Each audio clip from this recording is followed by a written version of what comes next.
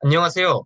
양리학 교과서 182쪽에 Clinical Pharmacology Choice of Agents부터 184쪽 Pediatrics and Geriatric Indications and Problems까지의 발표를 맡은 출석 번호 30번 박준호입니다. 발표 순서인데요.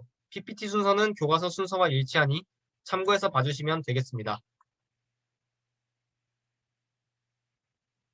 앞선 발표 내용에 이어 신경근 차단제 선택 시 유의해야 할 점부터 알아보겠습니다.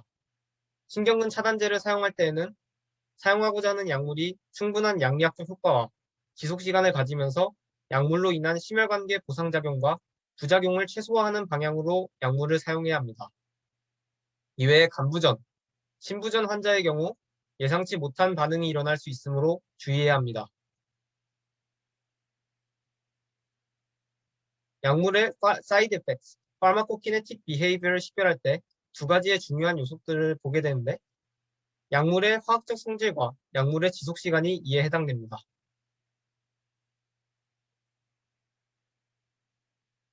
신경근 차단제의 화학적 성질을 결정하는 요소는 약제의 케미컬 클래스, 차단 방식, 몸 안에서의 제거 방식을 들 수 있습니다.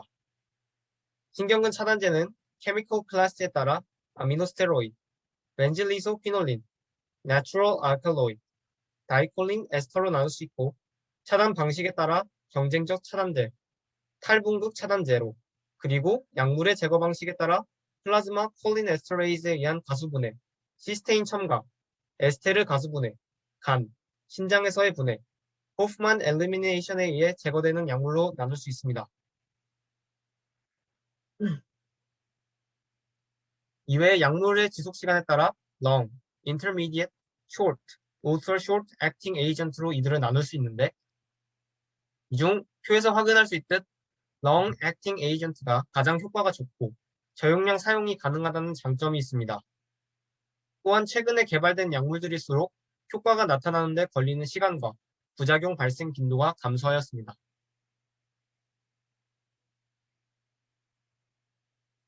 다음으로 교과서에서 언급된 5가지 약물들의 특성을 확인하겠습니다. 환크로니움은 최초로 발견된 아미노 스테로이드로 히스타민 방출이 없다는 장점이 있지만 머스크라닉 리셉터를 차단하여 미주신경의 차단을 유발, 빈맥을 일으킨다는 부작용이 발견되었습니다. 다행히 이후 개발된 약물인 메크로니움과 로크로니움으로 인해 이러한 빈맥 문제는 현재 해결된 상태입니다. 벤질리소퀴놀린은 항크로니움과 반대로 미주신경 차단이나 신경절 차단이 없어 빈맥이 발생하지는 않지만 약간의 히스타민 방출로 심혈관 부작용을 유발할 수 있다는 단점이 있습니다.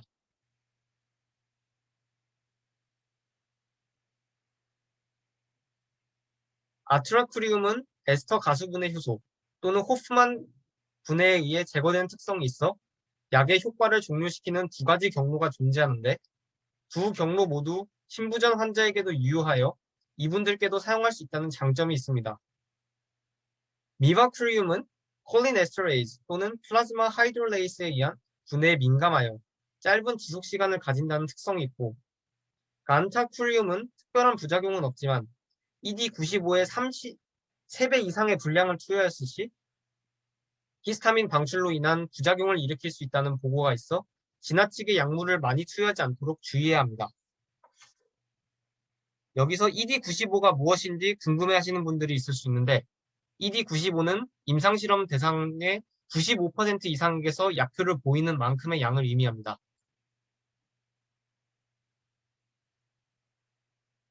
다음은 신경근 차단제의 활용에 대해 알아보겠습니다. 신경근 차단제는 수술 시 정맥 주사로 투여되어 다른 마취제와 함께 보조 마취제로 사용되는 것이 가장 일반적으로 사용되는 방식입니다.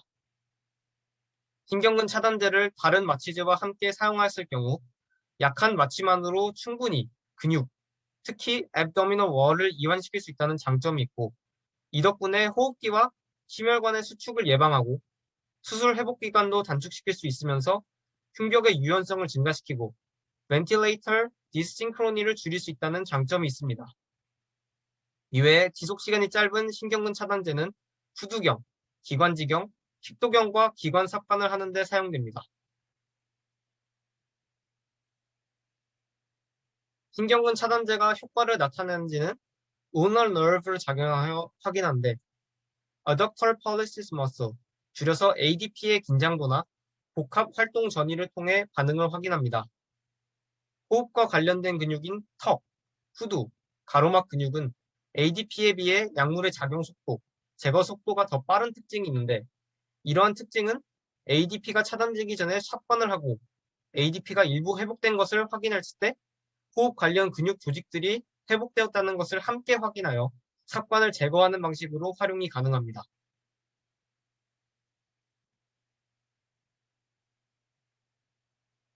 수술 시 마취제 이외에도 신경근 차단제는 다른 용도로 사용될 수 있는데 정신질환 환자 치료에 이들을 사용할 수 있습니다. 정신질환 환자에 사용되는 정기경련요법은 근육 경련을 일으켜 탈구, 골절 등을 일으킬 수 있는데 치료에 도움을 주지 않는 이러한 부작용을 예방하기 위해 숙시누콜린, 바비투레이트, 메소헥시탈 등의 신경근 차단제를 함께 사용할 수 있습니다.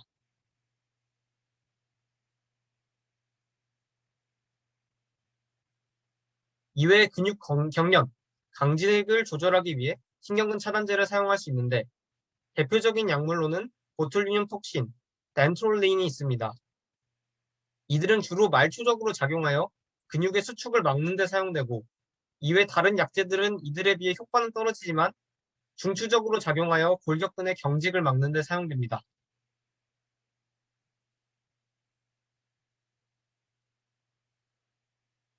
보툴리늄 톡신은 클러스트리dium 보툴리늄이 만들어낸 독소로 아세틸콜린 분비를 차단하여 골격근의 약한 마비와 함께 교감, 부교감 콜린성 시냅스 활동을 줄임으로써 근육 경련 강직을 조절합니다. 투여 후 3, 4주 정도 효과가 지속되어 이후로도 효과 지속을 원한다면 재투여가 필요합니다. 인코 보툴리늄 톡신 A, 오나 보툴리늄 톡신 A, 아보 보툴리늄 톡신 A, 위마 보툴리늄 톡신 B가 대표적인 보툴리늄 톡신입니다.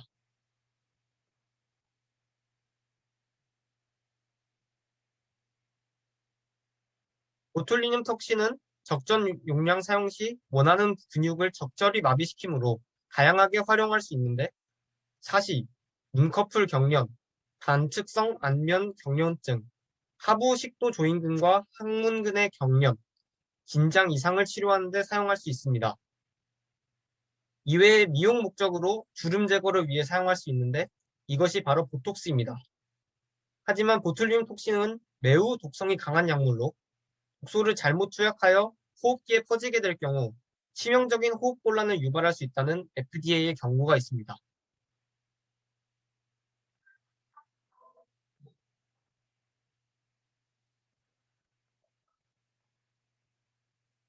난트롤렌은 오른쪽 그림과 같이 생겼는데 그림에서 볼 수 있듯 칼슘 이온과 칼모듈린의 RYR 원의 작용을 활성작용을 억제하여 골격근의 SR에서 칼슘 이온의 분비를 억제합니다.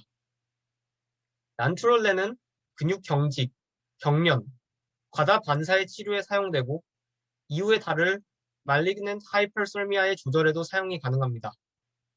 하지만 근위축을 유발하기 때문에 심각한 경련 증상에만 사용해야 하고 간독성이 있어 오랜 기간 사용할 경우 최소한의 용량만 사용하고 사용 이후에는 간 기능 검사를 진행해야 합니다.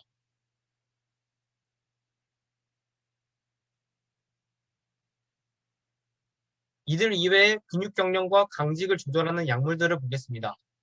이들은 보툴리늄 톡신, 난트롤린에 비해 효과는 떨어지지만 중추적으로 작용하여 골격근의 경직을 막는데 중추신경계에 작용하여 경련 또는 불편함을 치료하는 약물로는 마클로펜, 벤조다이아제핀스, 티자니딘, 사이클로벤자푸린이 있습니다. 이외에 통각 전달 경로를 차단하여 진정작용을 일으키는 메타살론, 메소칼바몰, 올페노드라인이 있고 VMAPT 억제를 통해 도파민 저장을 억제하여 헌팅턴 무도증 치료에 사용하는 테트라베나진이 있습니다. 여기서 헌팅턴 무도증에 대해 더 알아보자면 헌팅턴 무도증은 4번 염색체에 사피16.3에 위치하고 있는 헌팅턴 유전자의 돌연변이가 일어나 CAG 염기가 지나치게 반복되면서 발생하는 유전 질환입니다. 정상인에서 이 CAG 연기의 반복 횟수는 20회 정도인데 헌팅턴 무족병은 이러한 반복 횟수가 40배 이상으로 증가하는 특성을 보입니다. 그리고 CAG 연기의 반복 횟수가 많을수록 증상이 더 빠른 시기에 나타나고 더 심각한 증상을 나타낸다는 특징이 있습니다. 헌팅턴 무족증 환자들은 어릴 때에는 증상이 거의 없지만 나이가 들어가며 신경세포 손상이 누적되어 3, 40대 정도의 무도증, 치매, 정신 증상을 나타내게 되는데 환자들의 대부분은 60대 이전에 흡인성 폐렴으로 인해 사망하게 됩니다. 이외에 환자들의 심한 우울증으로 인한 자살도 사망 원인의 50%를 차지하는 주로 사망 원인입니다.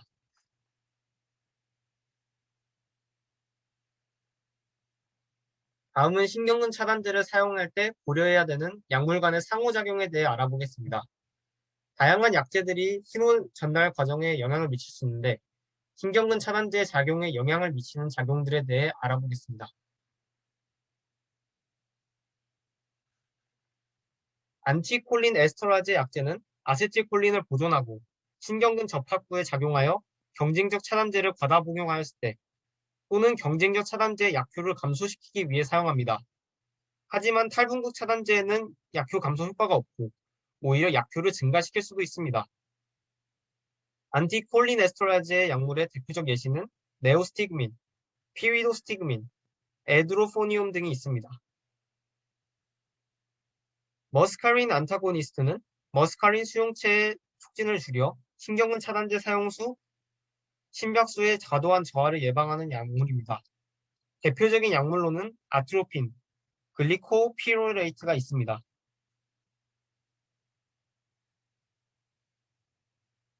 인할레이셔널 애네세스틱스의 경우 포스트 정셔널 멤브레인을 안정시키는 효과가 있어 경쟁적 저해제의 약효를 증폭시키는 약물입니다. 하지만 신경근 차단제와 함께 사용 시 근육이 과도하게 이완될 수 있기에 사용 시 주의가 필요합니다. 데스플루렌, 세보플루렌, 이소플루렌, 할로센, 프로포폴 순으로 효과가 강한 약물입니다.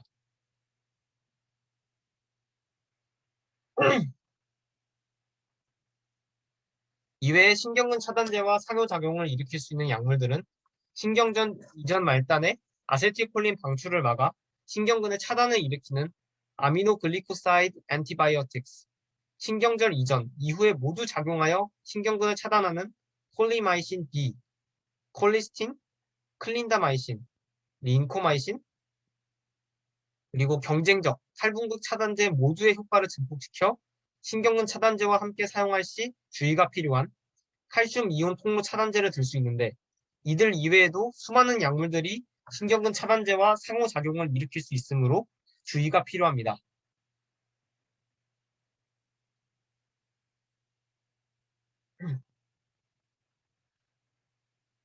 신경근 차단제의 유해 효과에 대해 알아보겠습니다. 때로 신경근 차단제는 예기치 못한 반응을 일으킬 수 있는데 히스타민 방출로 인한 무호흡증, 심장 혈관 허탈이 대표적인 반응들입니다. 이외에 약물 과민 반응, 체온, 전해질 불균형, 혈장 내 낮은 유티 리코 콜리네스터레이즈 농도 등이 영향을 미칠 수 있습니다. 신경근 차단제는 위독한 환자들에게 투여할 시 굉장히 조심해야 하는데 탈분극 차단제를 조심해야 하는 예로 들 수 있습니다. 탈분극 차단제는 탈분극을 일으킨 후 신경 틈새에서 파괴되지 않고 지속적인 탈분극 전이를 유지시켜 재분극을 지연, 이로 인한 근위 이완을 유도하는데 이 과정에서 세포 내에서 칼륨 이온의 누출을 유발합니다. 위독한 환자들의 경우 높은 세포 외 칼륨 이온 농도를 조절하지 못하여 고칼륨 혈증이 발생할 수 있는데 고칼륨 혈증 발생 시 막전이 변화로 호흡기 근육이 수축하지 못하게 되어 무호흡증이 발생하여 환자가 사망할 수 있습니다.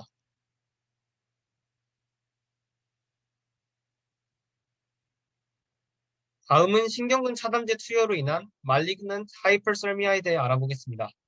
말리그넌트 하이퍼설미아는 마취제, 신경근 차단제 투여 시 나타날 수 있는 치명적인 발현 현상으로 골격근의 경직, 5분당 1도 이상의 빠른 발열, 근육 신진대사 촉진, 대사성 산증, 빠른 맥을 유발하는 상태입니다.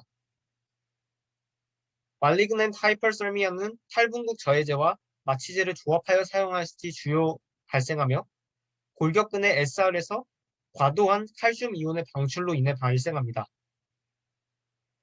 특히 19번 염색체 이상으로 인해 라이아노딘 리셉터의 변화가 생기는 것이 발병 가능성을 높이며 이외에도 25가지 이상의 염색체 이상이 발병 가능성을 높이는 것으로 알려져 있습니다.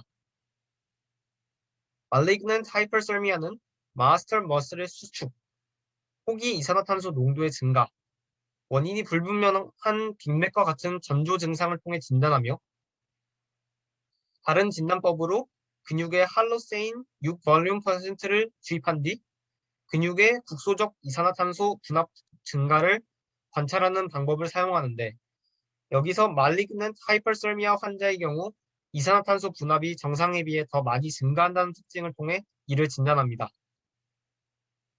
말리그넌트 하이퍼설미아의 경우 칼슘 이온의 방출을 막는 난트롤렌 투여와 빠른 냉각 조치, 100% 농도의 산소 호흡, 그리고 혈액 내 산성도 관리를 통해 치료합니다.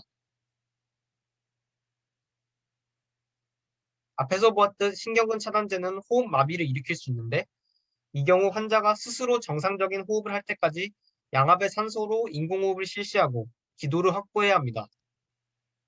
이외에 네오스티그민, 메실 설페이트, 에드로포니움을 통해 신경근 차단제의 효과를 줄일 수 있습니다. 이외에 신경근 차단제를 과다하게 복용한 경우 머스크라닉 콜리너직 기량제를 투여하여 심박수 저하를 막아야 합니다.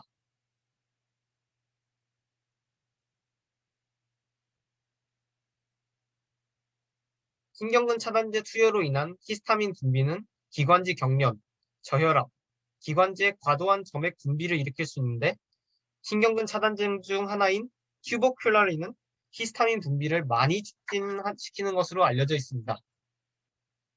이외에 쑥시닐콜린, 미바쿠리움, 아트라쿠리움 등의 약물도 히스타민 분비를 촉진시키는데 아미노스테로이드인 판크로니움, 메크로니움, 하이프크로니움, 로크로니움은 피하 접종, 조직 주사의 방식으로 투여 시 히스타민 분비를 거의 촉진시키지 않는다는 장점이 있습니다.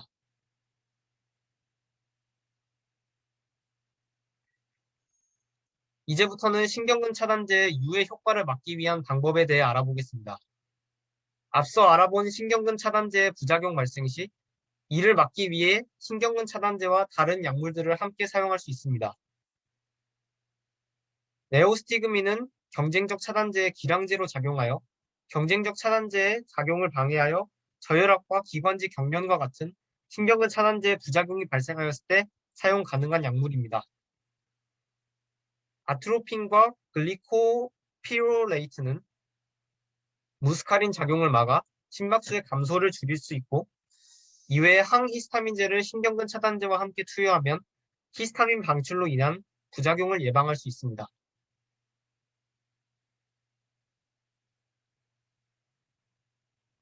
또한 킬레이팅 약제를 통해 신경근 차단제의 효과를 줄일 수 있는데 수가마덱스는 대표적인 로크로니움과 데크로니움에 대응하는 킬레이팅 약제로 체중 1kg당 2mg 이상의 용량을 투여할 시 3분 이내에 이들 약물의 효과를 없앨 수 있습니다. 하지만 신장질환 환자에게서 효과가 크게 떨어지고 미각 장애를 일으킬 수 있으며 드물게 과민증이 나타날 수 있다는 단점이 있습니다. 여기서 칠레이트가 무슨 개념인지 알아보자면 칠레이트는 리간드 화합물이 화한 하나의 금속 이온에 대해 두 군데 이상에서 배위 결합을 시도하는 양이온을 의미합니다.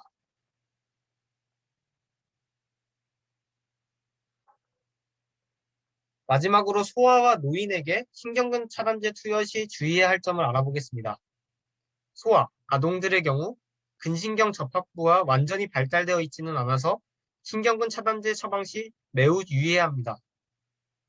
예를 들어 쑥시닐콜린은 소아, 아동을 대상으로 사용하기에는 적합하지 않아 즉각적인 기도 확보가 필요한 응급 상황에서 다른 신경근 차단제를 사용할 수 없는 상황에만 사용해야 합니다. 이외에 아트로크리움을 제외한 나머지 경쟁적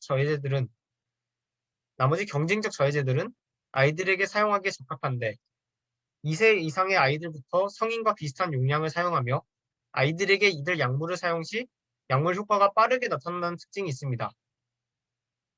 베크로니움, 시스타쿠리움, 로크로니움, 미바크리움 등이 아이들의 기도 확보를 위해 사용되는 대표적 약물들입니다. 반대로 노인들의 경우 나이가 들면서 근신경의 신호 전달 능력이 떨어지게 되고 이외에 체내 수분, 근육량 감소, 체지방 증가, 신장, 간 기능의 감소와 같은 생리학적 변화도 신경근 차단제 효과에 영향을 미칩니다. 따라서 신기능, 간 기능에 영향을 받는 판크로니움, 메크로니움, 로크로니움은 약효가 매우 느리게 나타나지만 신장 간 기능에 영향을 받지 않은 아트라쿠리움과 같은 약물은 젊은 사람과 효과가 크게 차이나지 않는다는 특징이 있습니다. 다음은 발표를 준비하면서 참고한 자료들의 출처입니다. 이상으로 발표를 마치겠습니다. 감사합니다.